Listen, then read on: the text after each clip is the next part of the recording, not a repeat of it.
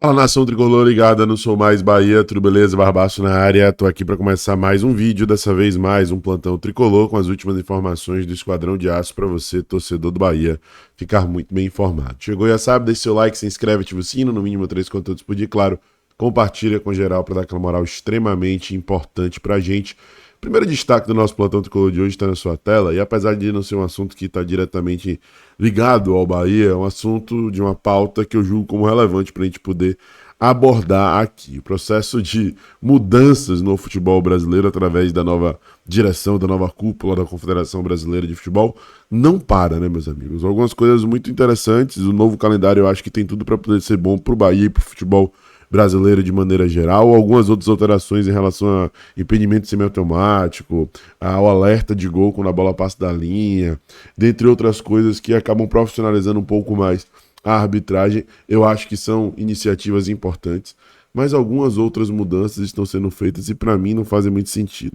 Essa apuração, por exemplo, do Rodrigo Matos e do Igor Siqueira, né, que cobrem os bastidores, né, da política, da CBF, da seleção e tudo mais, eles trouxeram o seguinte: a ideia de reduzir o número de rebaixamentos no Brasileirão é, entre aspas, popular entre alguns clubes. Seria uma mudança de 4 para 3 rebaixados. O argumento é que 20% dos clubes serem rebaixados é um percentual muito alto e que gera instabilidade. Red Bull Bragantino e Internacional aprovam essa ideia. Olha quem aprova. A CBF entende como justa a participação dos clubes da Série B nesta discussão, já que seriam diretamente afetados. Ou seja, né, teremos 3 vagas de acesso na Série B. Eu acho isso já por si só injusto, né? Diminuir as vagas de acesso vindas da Série B. E eu acho injusto também a gente reduzir as vagas as vagas de acesso da Série A para B, né? Ou seja, de rebaixamento para 3. Né? Primeiro porque assim, terem 4 vagas, eu acho que é interessante para poder levar um nível de competitividade. Você não pode bobear no Campeonato Brasileiro, mesmo que você esteja se destacando em outra competição. E a gente já viu muitos exemplos disso, né? Do time focar ali na Libertadores, focar na Sul-Americana e abaixar o seu nível no Campeonato Brasileiro na Série A.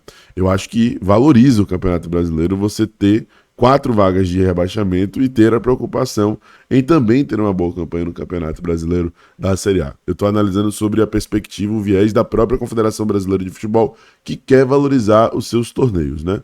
Sem contar que, né, na Série B, frequentemente, tem surgido times aí que estão emergindo, estão surpreendendo e estão sendo coroados pelas suas boas gestões.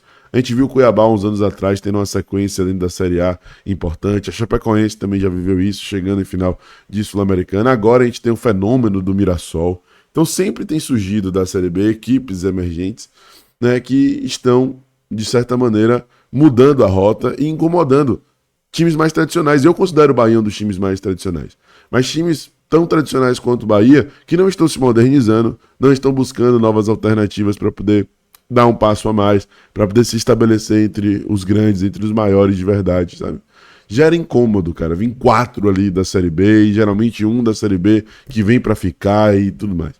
Eu acho que seria injusto, a abertura de mais, a retirada, na realidade, de uma vaga de rebaixamento para a segunda divisão e a retirada de uma vaga de acesso para a primeira divisão. Acho que não faz muito sentido. Vamos ver qual vai ser a decisão da CBF. Espero que o Bahia volte de maneira contrária. Talvez seja até vantajoso do Bahia. Vai chegar em um estádio que a gente pode passar por alguma instabilidade e brigar para não cair, porque estamos focados em Copa do Brasil e Libertadores, podendo ganhar títulos e tudo mais. Pode ser que isso aconteça. E aí seria interessante, né, ter essa vaga a menos.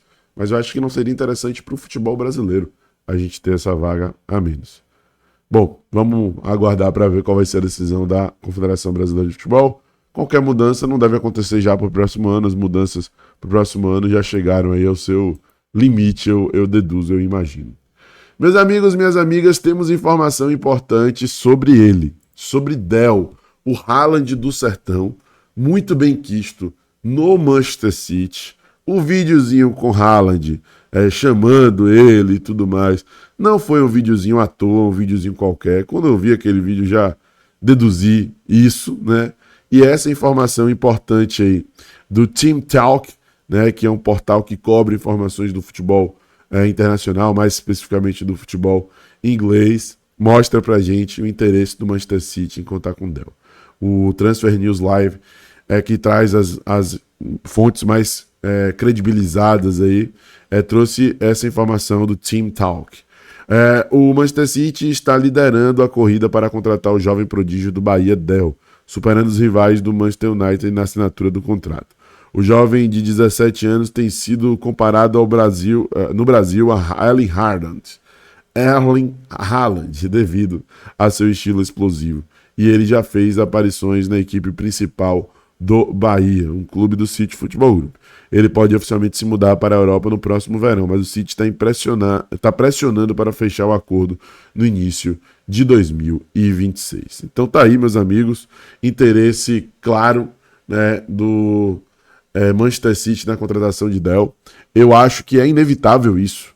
O Manchester City tem que atestar a sua força, o seu poderio a nível internacional, e não pode perder uma promessa do futebol brasileiro, ainda mais tendo a conexão que há entre Bahia e Manchester City pelo City Futebol Group, Haaland normal e o Haaland do Sertão.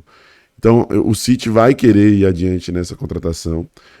Eles têm contrataram Vitor Reis, do Palmeiras, Savinho, vários jogadores que se destacaram dentro do futebol brasileiro. Então eu acho que o próximo tende a ser Del. E é uma venda, gente, que pode ser sentida porque a gente queria ver antes um retorno técnico, né? Um retorno dentro de campo e tudo mais. Mas é uma venda necessária e inevitável, que um momento teria que acontecer para poder elevar mais ainda o patamar do Bahia, aumentar o nível de investimento e fazer com que a gente acelere alguns passos nesse processo de tornar o Bahia autossustentável, gerando a sua própria receita. Uma venda como essa de Del, eu imagino que é uma venda que não vai ser inferior a 200 milhões de reais, por exemplo. Vai ser uma venda robusta e que vai mudar os paradigmas do Bahia. Geralmente, times como o Manchester City, times da Europa, não parcelam, né, pagam de maneira direta pela contratação. Então acho que é inevitável que vai acontecer, que vai rolar e que o Bahia vai tirar muito bom proveito disso, né? Vamos aguardar, porque até o momento não se fala em valores, não se fala em tempo de contrato, né, não se fala em uma negociação direta com mais detalhes, de maneira mais minuciosa.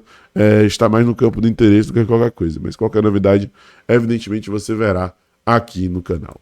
Mais um goleiro na mira do Bahia, gente. Depois do interesse em Pedro Morisco, que não é um jogador que vai render uma negociação tão simples, tão fácil assim. Jovem, 21 anos, valorizado depois da ótima Série B que fez, com o Coritiba sendo SAF e querendo manter o atleta para poder dar uma resposta ou negociá-lo diretamente com a Europa. E aí o Bahia vai buscando outras opções, outras alternativas, caso não consiga fechar com o Pedro Morisco, que ainda é o nome ideal, assim, visto pelo Grupo City. Nosso querido Marinho Júnior trouxe a informação de que Andrew Ventura está na mira do Bahia. O Bahia tem interesse na contratação do goleiro de 24 anos, que atua no Gil Vicente de Portugal, foi revelado pelo Botafogo e tem passagens pela seleção olímpica e tem contrato com a equipe do Gil Vicente até junho de 2026, ou seja, em janeiro poderia assinar um pré-contrato. Vamos ver o retrospecto de Andrew, que apesar de jovem, de 24 anos, já é um cara que é rodado, né?